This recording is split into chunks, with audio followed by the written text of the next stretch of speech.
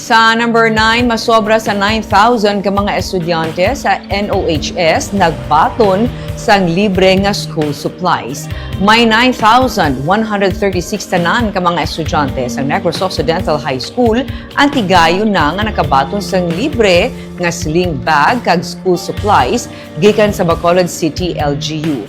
Lunes ang aga, ginpangunahan ni Bacolod City Mayor Greg Gasataya ang turnover ceremony. Masobra sa 90% sa kabugusan nga populasyon sa eskwelahan ang mga taga Bacolod City, sandig sa record sang syudad.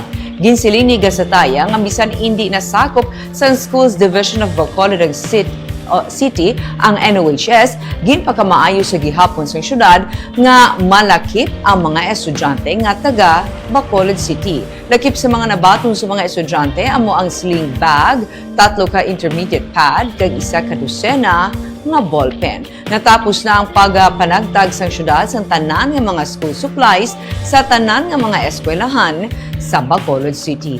Nagpasalig naman si Gasataya nga kada tuig na nga mahatag ang syudad sang libre nga school supplies sa NOHS kag tinguhaan nga mahatag ini antes pa magsugod ang klase sa masunod nga tuig. Definitely, siguro in terms of jurisdiction lang enrollment there directly under is Negros Occidental Schools Division, no? But in terms of lugar po 90+% or almost 100% sa mga estudyante they are from Bacolod City. So whatever that we provide to the students of Bacolod government schools, definitely students with NOHS will also have the same. After this, Mayor, meron